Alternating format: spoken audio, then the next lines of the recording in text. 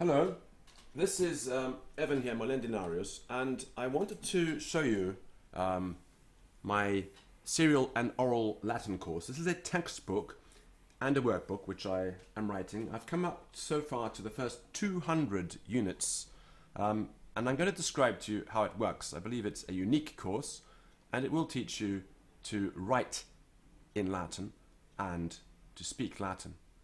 In the beginning, the work is very simple.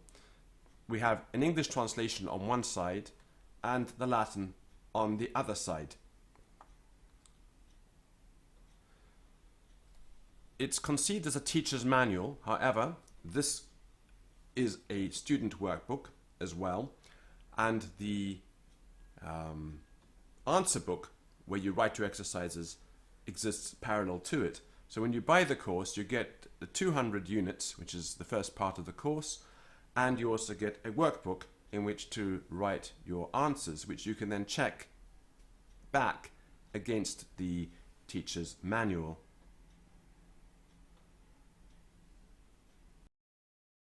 As you can see, grammar is introduced from the very beginning, but it's taught in an intuitive way. So this can be used for quite a young student. For example, here, introducing the accusative. The term accusative is not used at the very beginning of the course.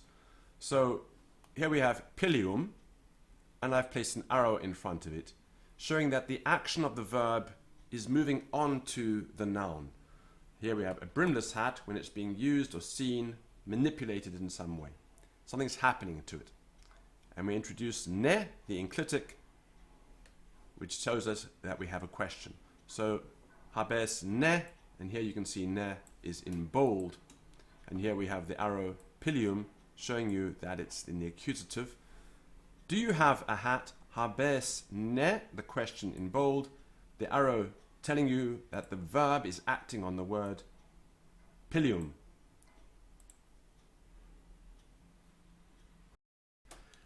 As you can see, every unit is numbered, every new word is numbered, and is introduced in a very clear way. Est, it is, mihi, to me, and then the idiomatic expression est mihi, I have. In other words, it is to me. The textbook also has extensive explanations of grammar.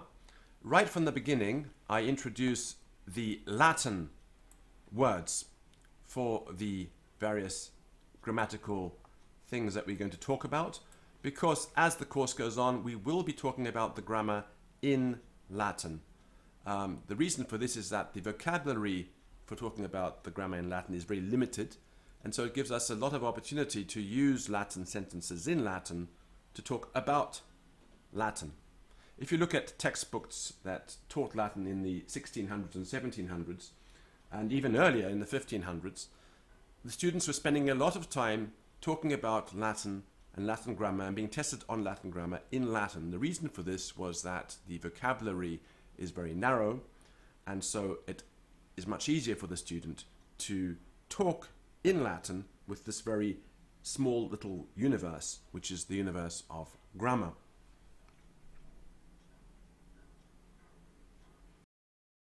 Right, here I give an example from English showing the changes that occur in English, with the similar arrow here being used to show what's going on. He has, arrow, him. He has, arrow, him, fooled. So he is nominative case. We cannot say he has he fooled. Right, this is not a Pirates of the Caribbean script. Him has he fooled. We must use the accusative, him, after the verb have. Right. So, and also here, something to help you remember, pilium, ending in m, and him, ending in hm. Although there's no actual relationship in the grammar at all, it helps you remember what's going on. And this course is full of little things like that to help you remember things. As I recommend here in the beginning, the teacher should be sparing about using the terminology nominative and accusative, but talk about the form with the arrow, the form with no arrow. And even when you're writing out your own Latin examples, I would recommend putting the arrow into your Latin in the beginning, in front of the accusative. As here, habesne, arrow, pilium, showing you the movement from the verb to the noun. And here, pilium habeo, showing you the movement from the verb habeo to the noun here. So it's going from here through the arrow to here. I have got arrow the hat. Do you have arrow the hat?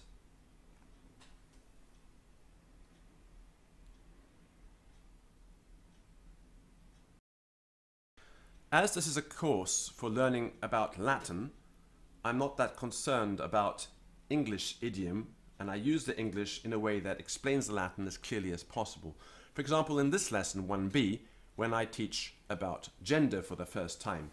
So I say words in Latin are treated as though they are male, female, or neither male nor female. And we'll learn more about this soon. So at this stage, I'm just giving a very brief introduction. 3 words for pens. A pen, right? And then pen here with the arrow. Pennam. It's a late Latin word for a quill pen, as penna means a feather or quill. So you won't find this word in Cicero.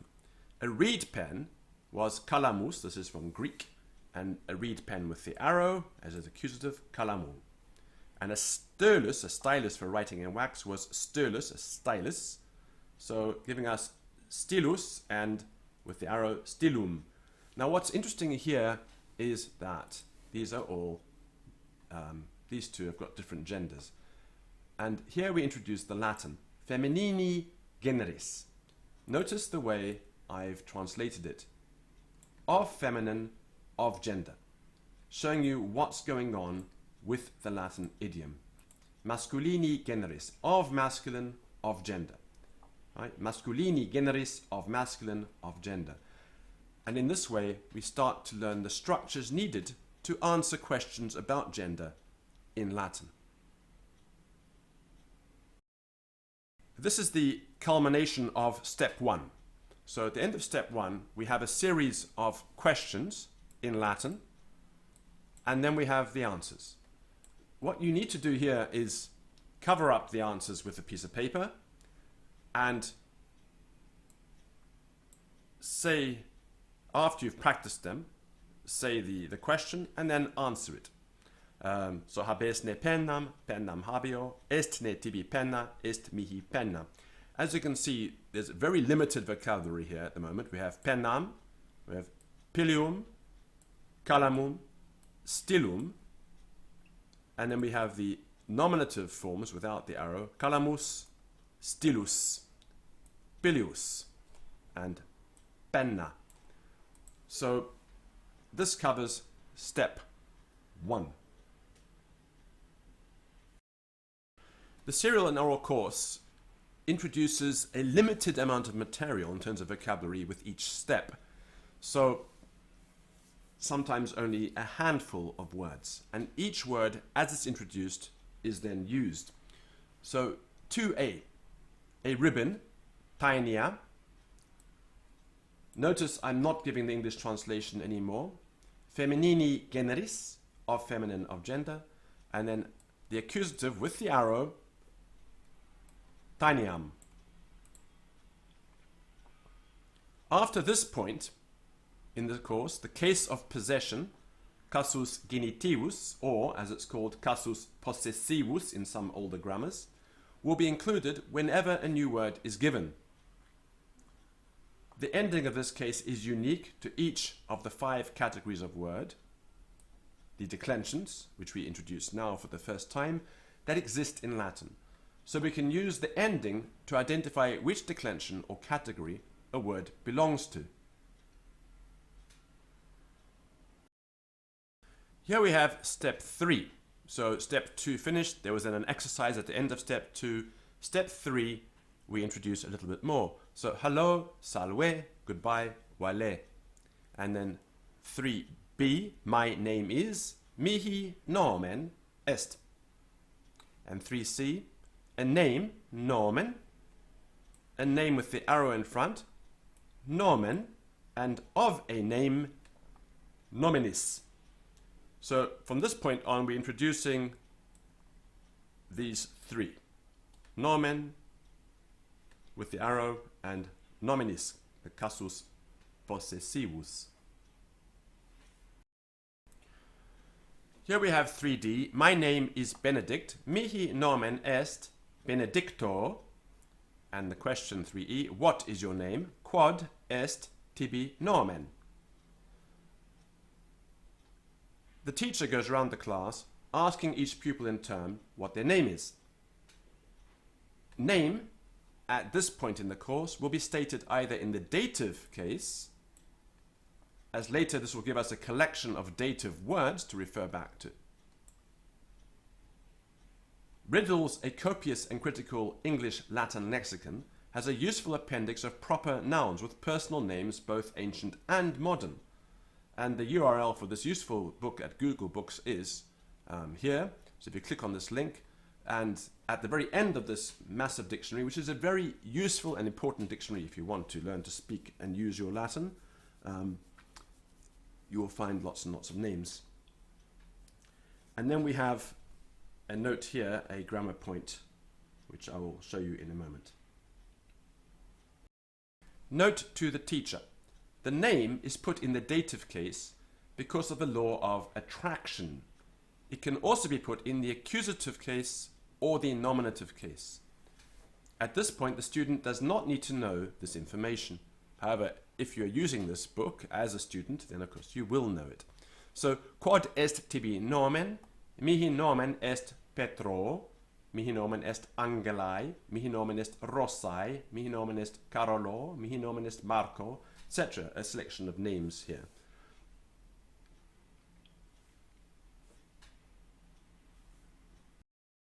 Step 4, as you can see, if you've used Adler or looked over Adler's course, you can see how this differs. Because from the beginning, we start to introduce real conversations and not just isolated random questions and answers that don't really have any context. So, step 4, where? Ubi. Colloquium, a conversation. Hello? Salve. What is your name? Quod est tibi nomen? My name is Peter. Mihi nomen est Petrus. Notice here that I'm not using the dative. Where do you live? Ubi habitas? I live in London. Londini habito. This will be discussed later on. In what part of the city? In qua parte urbis? I live in Stamford Hill. Stamford Hill habito. Do you live in London? Habitas ne Londini? I live in London. Londini habito. Goodbye, wale. Now there's a lot of grammar in here that we are not going to deal with at this point in the course, but these are the kind of simple things that you would usually talk about at the beginning of starting a language. And some of these will then be used for grammatical exposition later on. Right, step 5. This is an example of how I explain gender. So Latin words, as we remarked above, are either generis masculini, generis feminini, or generis neutri, neither masculine nor feminine, but neuter. So in the course, we're going to start off by marking the gender by using the word for this thing, which is a bit far away from us. There's a Latin word for that, which looks different in the nominative for masculine, feminine, and neuter words, which is important because if it looks different, we can tell which is which. Neuter words are words that are neither masculine nor feminine. So if you know French, the words le and la in French come from the feminine and masculine illa and ille of Latin. And there is no neuter in French. So here we have feminini generis illa, masculini generis ille, neutri generis illud. So these words will act like flags and shorthand in the course for the 3 genders. Now jumping ahead to lesson 36, Colloquium, and you can see what's being taught in this colloquium as we run through it. So the teacher, hello, magister salve, Student, hello teacher. So D for discipulus, which we've had before, so I haven't bothered to put it here. Salve et tu magister, right? Quomodo te habes, satis bene me habeo, magister. Scisne numeros numerare. Scio, numera, una, feminini generis, unus, masculini generis, unum, neutri generis. A new word here, perge, go on, and so on. Step 37. After this point in the lessons, adjectives will be introduced with the exercises covering all three genders. So 1, the casus nominativus, 2, the casus accusativus, here not with an arrow anymore, but just with this abbreviated sign, and 3, the casus genitivus, right, or possessive, of good. Note, in every Latin grammar I've ever seen, the masculine gender is listed first. This is, I believe, primarily for sexist reasons and not sound grammatical or pedagogical reasons. It is far more intuitive to treat the feminine as primary, as morphologically the masculine and neuter have far more in common when the adjective has 3 terminations. And it is useful for the student to see the masculine juxtaposed with the neuter in all examples. In other words, the neuter is a subcategory of the masculine. It's like a defective masculine. And so if you put the neuter and the masculine together, you can see what's going on very clearly. So here, bona, bonam, bonai, the masculine, bonus, bonum, boni, as you can see here, the neuter shares much in common with the masculine. What's different is the casus nominativus here. Bonus, bonum, and the accusativus, bonum, bonum. So in the neuter, the nominative and the accusative are the same. But otherwise the form here is almost identical, or is identical, with the masculine. And so in this course, I'm going to go feminine, masculine, neuter, in that order, when I'm presenting anything that requires the 3. Here in 37D is an example of what I was talking about earlier, speech related to grammar. So, quae pars orationis est mensa, what part of speech is table? Mensa est nomen substantivum, table is a noun. Quies generis est mensa, of what gender is table? Mensa est nomen feminini generis, table is a word of feminine gender. And this will then come into play in the course over and over again as I test you on your grammar using Latin. In step 43, I introduce the vocative case. The declensions are introduced through little colloquia, little conversations. For example, in this colloquium, so Regina stat, the queen is standing. So salvete omnes, hello everyone. Quis ibi stat, who is standing over there? Regina ibi stat, the queen is standing over there. Waka illam, call her, waka illam, salve o regina, hail o queen. Salve, hello. Quomodo te habes, how are you? Ego sum regina Anglae, I am the queen of England. Nomen mihi est Elizabethae, my name is Elizabeth. And here's, I've jumped a bit, the last part of this colloquium. Reginae serio, I serve the queen. Quam vides, whom do you see? Regina video. Cum quo ibis, with whom will you go? Cum regina ibo, I will go with the queen. Exeunt, they exit.